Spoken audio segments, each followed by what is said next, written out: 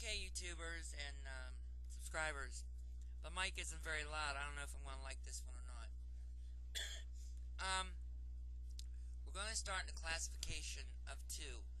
The location-based hauntings, non-interactive residual hauntings. This is class 2. Residual hauntings, spirits, psychic burn, psychic echoes, phantom crafts, spiritual residue, imprints, vortexes, ley lines, PowerPoints, feng shui, geomancy. I can't pronounce that. But these are what I'm taking off my website. But this here is under category 2.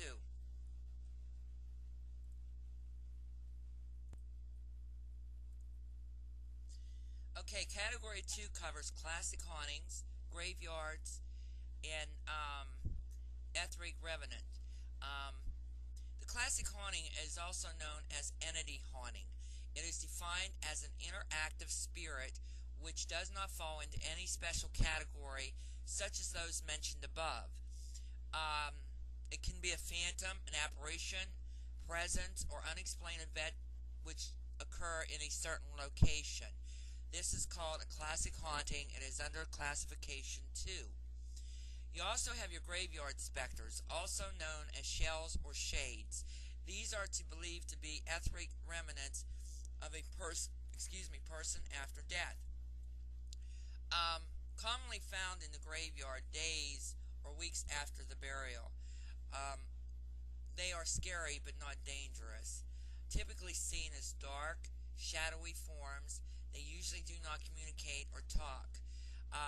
Legend has it that people were buried alive in new graveyards to create a guardian known as the Anku.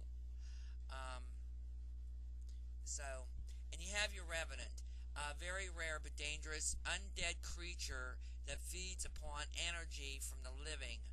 It is the original vampire of legend. This is detailed more in the John Greer's book Monsters. So it would, if you're interested, get that book, which is reviewed in the books I have read. Okay.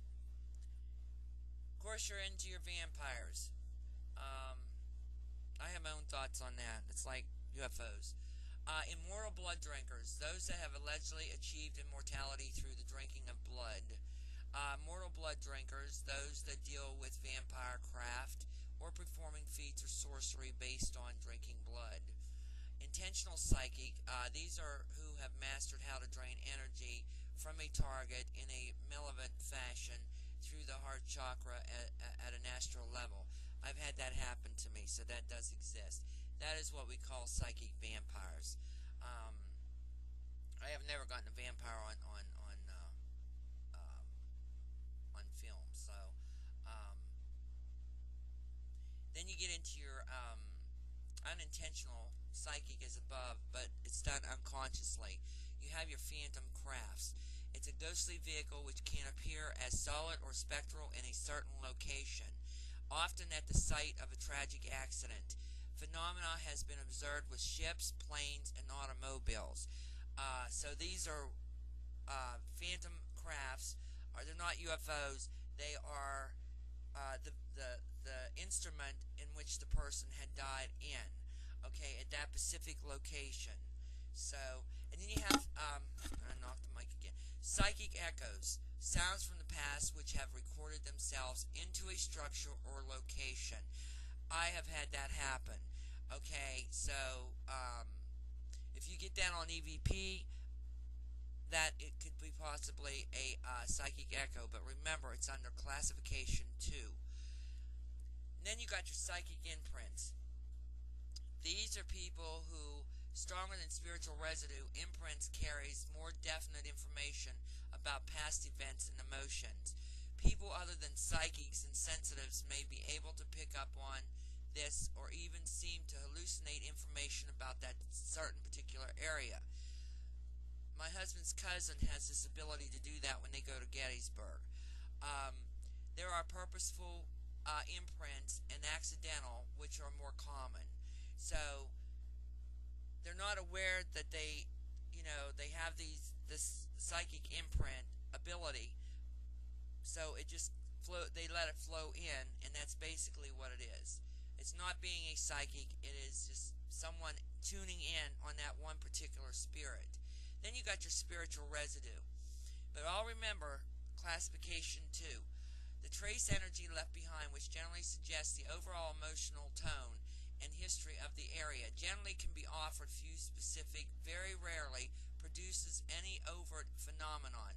This is the stuff which most psychics and sensitives are in tune to, is spiritual residue. So if you go out on an investigation, and if you believe in psychics, and you know a very good person who is in tune with the spirit realm, don't be afraid to take them, because they can be very helpful to you. Alright, here is the last of the classification. Spirit or psychic burn. A location in which something tragic of such magnitude occurred that it left a negative psychic impression which emanates or possibly draw hauntings to it, can often resemble areas of demonic activity. A lot of us think demonic, but what it is, they're bitter. They were spirits at one time. They lived on this earth. They are very bitter about life. They're bitter about everything. And I do believe that maybe possibly that photo I have of me was a psychic burn. Okay, they've died of something traumatic, and it's left a very bad negative psychic impression.